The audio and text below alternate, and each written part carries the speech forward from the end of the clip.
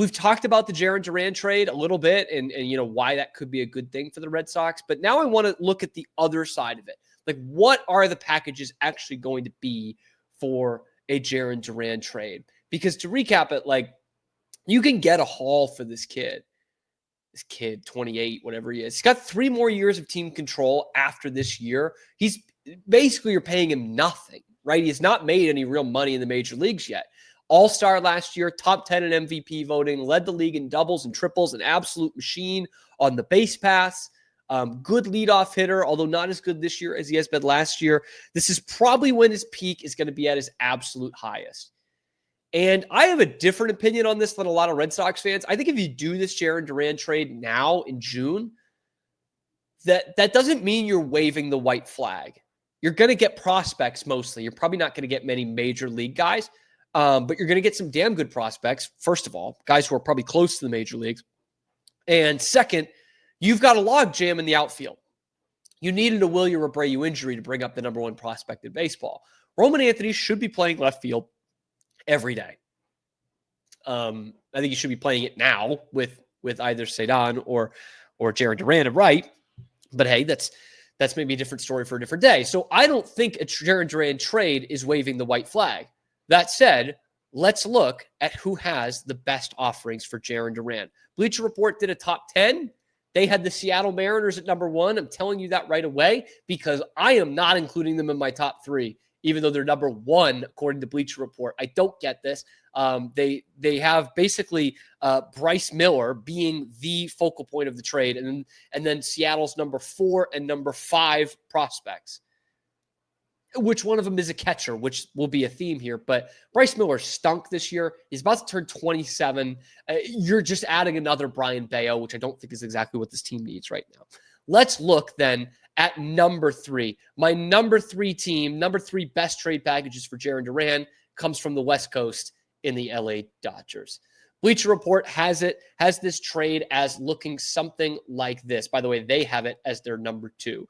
They would have Jaren Duran going to LA, and in return, the Red Sox get Dalton Rushing, the catcher who you're seeing on the screen here, left-handed pitcher Jackson Ferris, and shortstop Emil Morales. Ferris is the number 3 prospect in the system. Morales is the number 6. Dalton Rushing is the number 2 and one of the top prospects in MLB. He's at number 15 in the MLB pipeline, and he's a guy who's up in the majors right now.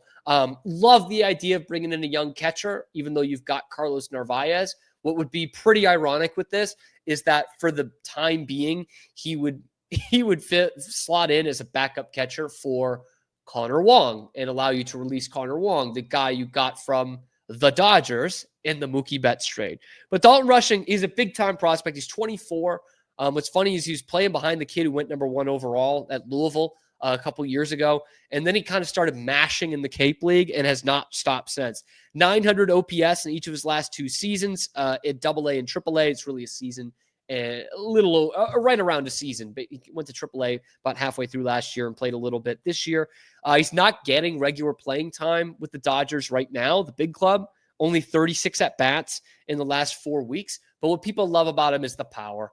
He's just got a lot of raw power. I feel like that Step Brothers line when they're watching Shark Week.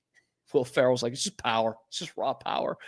26 homers in AA and AAA last year. Only 5 in 41 games in AAA this year. Has one at the big league level as well. But a lot of pop to him that scouts are really loving. And the Dodgers really need a left fielder. They took a swing on Michael Conforto, which has not worked out at all. He's been absolutely terrible for them. And I put them at number 3 just because I don't think this deal happens. I like the prospects coming back in the Dodgers thing. And Jackson Ferris, he's struggling this year. He's only 21. He's at AA still, 5.73 ERA, but 54 strikeouts and 48 innings pitched. Number 5 left-handed prospect in all of MLB. Mid-90s fastball with that high 70s curve.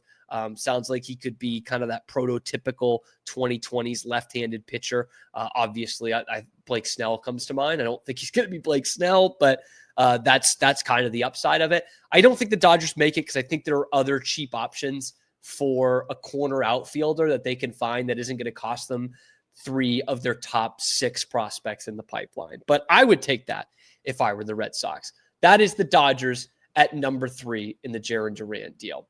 Number 2, I stay in the National League, but go back to the East Coast.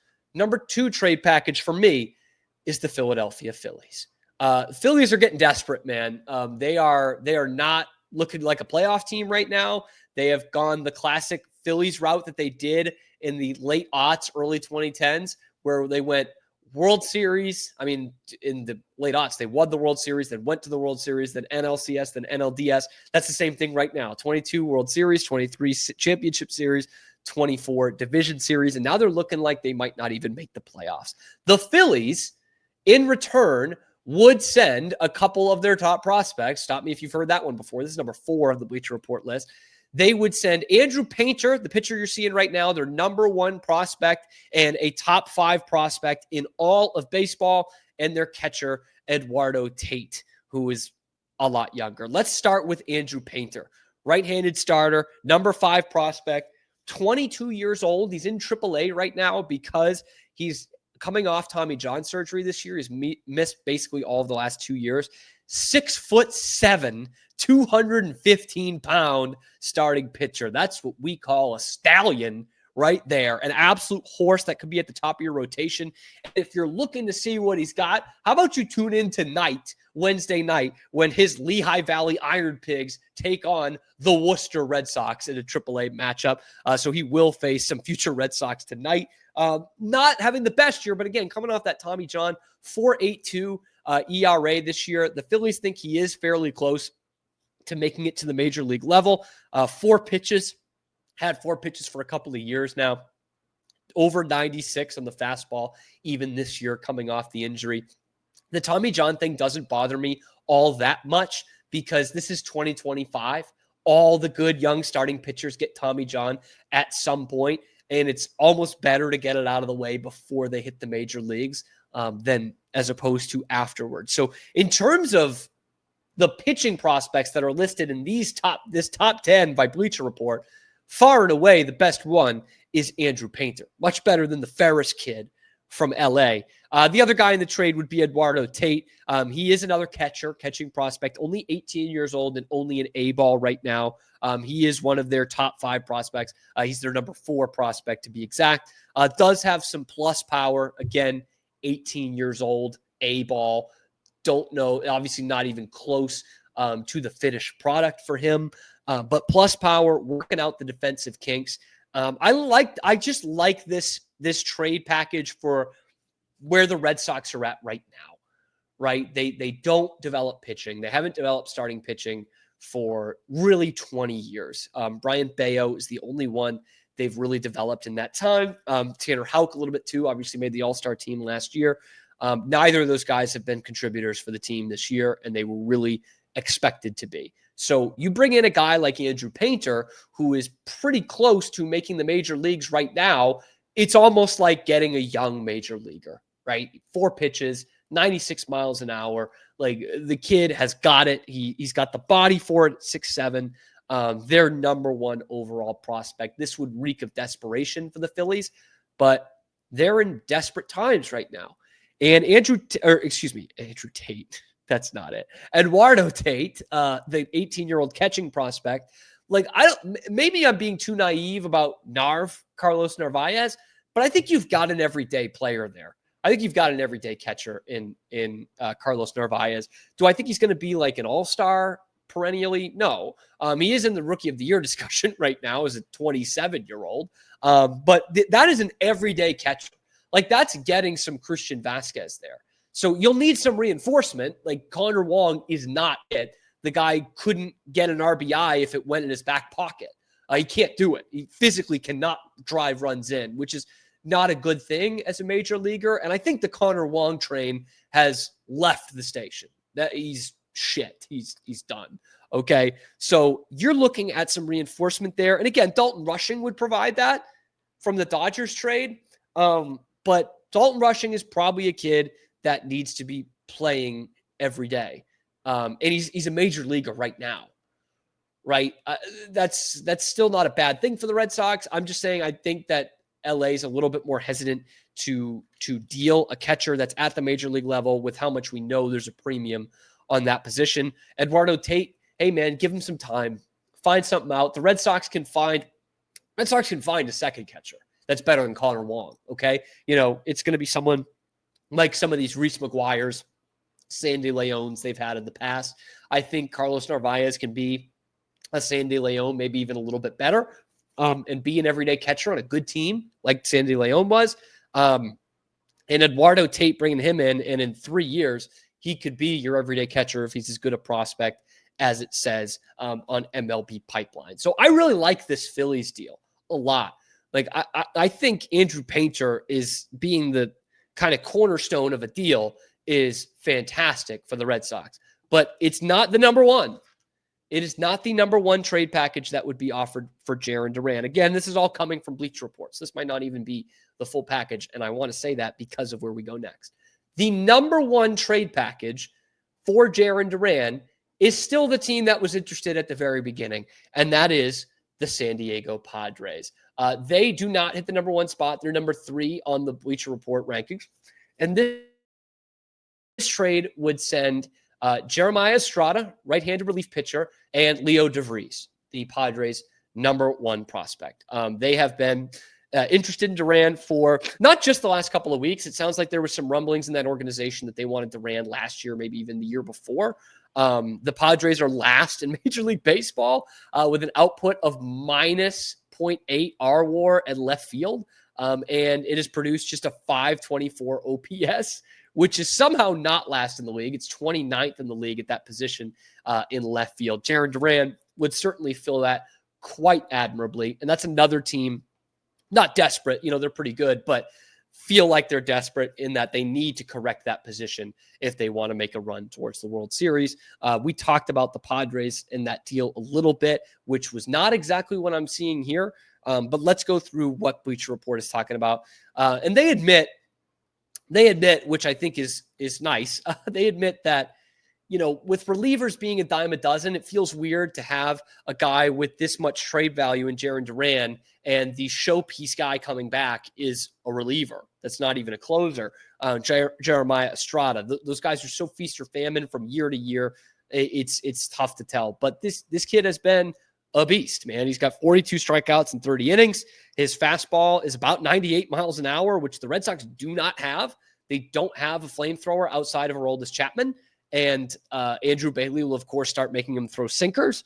But he throws it 98 on the fastball. He's got a devastating splitter, which drops about 14 miles per hour from his fastball. That is huge for changing the eye levels on this guy. You love that from a late innings, high leverage kind of guy. And that is exactly what Jeremiah Estrada will give you and will definitely bolster this bullpen. And this is what I'm talking about when I mean it doesn't have to be a white flag trade. Like, you can fill in for Jaren Duran in the corner outfields and do it again with Roman Anthony, hopefully at a pretty decent level. Not quite Jaren Duran, leading the league in triples kind of level, but I think you could make up for Duran in the corner outfields, and this would bolster your bullpen. So this keeps you I say in contention very loosely because you're not in contention right now, but it does kind of still give you some hope.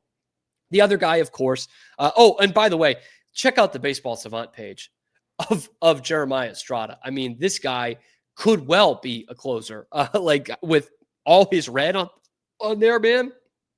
He looks like communist China. It's just covered in red. His average exit velo and his ground ball percentage are the only things that are blue. Average exit velo is in the 9th percentile. It's great. His expected ERA, expected batting average, fastball velo, chase percentage, whiff percentage, K percentage, all in the deep red, all 90th percentile or higher. The kid is a flamethrower. Maybe he's Joel Zamaya. Maybe he's Aroldis Chapman. That's why it's a bit of a risk to have him as the focal point. And I would argue he's not the focal point. Leo DeVries would be that. The number 2 prospect in all of baseball, according to some outlets, only behind Roman Anthony. You would then corner the market on top prospects. And where that becomes really interesting is if you bring in Leo DeVries, it might sound crazy, but then you've got some options, right? You've got some options at the major league level, right? Where you can, if Alex Bregman does not want to come back, you can play someone like Marcelo Meyer at third base every day next year if Leo DeVries is ready to go. We'll see. He's probably a bit away from being ready to go and as an everyday middle infielder in the major leagues. But it also gives you some of that flexibility on trades. We talked about a Paul Skeens trade yesterday. That might seem far-fetched for the Red Sox, but they are one of the only teams that can go out and get them. And they are going to want one of those, if not two of those, three guys that are, the top three prospects for the Red Sox, that being Roman Anthony, Marcelo Meyer, and I almost said Leo DeVries, Christian Campbell, who's been at the major league level all year. They'll want one or two of those guys. It's not something you could probably, again, I don't think Leo DeVries is playing in the major leagues next year. He's in high A right now. There are rumors that he's going to go up to AAA here pretty soon at the age of 18. But he is the number 2 prospect in all of baseball. It gives you some flexibility down the line, both in your middle infield on your major league roster and in your trade prospects. I honestly think if the Padres are desperate enough to make this deal, I think the Red Sox should try and get their top 2 guys rather than even Jeremiah Estrada, who can help them this year. But I would love the 2 top prospects who are both very young. DeVries is 18. I think Ethan Salas, the catcher, is also 18 or 19. But they're their top 2 prospects, both top 20 guys in all of baseball in the MLB pipeline. That would be a huge, huge bolster to your farm system, and again, allow you some flexibility for the next couple of years. So I think that is the ideal deal. But San Diego, I think, still with their desperation for Duran and how much they can offer in terms of blue chip prospects, which they have not been afraid to part with over the last few years. If you can't fleece San Diego, I don't know who you can fleece, man. But that, to me, is still the best deal the Red Sox can get for Jaren Duran. Let me know what you think in the comments below. What is the team you want to do business with? Which of these packages do you want for a Jaren Duran trade? Let me know in the comments below. Be sure to like the video, subscribe to the channel. We come at you live every weekday, high noon Eastern time on YouTube, and then available wherever you get your podcasts as well. Check out the other videos on the channel talking Red Sox and everything Boston sports. I'm your host, Cam Stuart. Zach Burke keeps us on the air 5 days a week.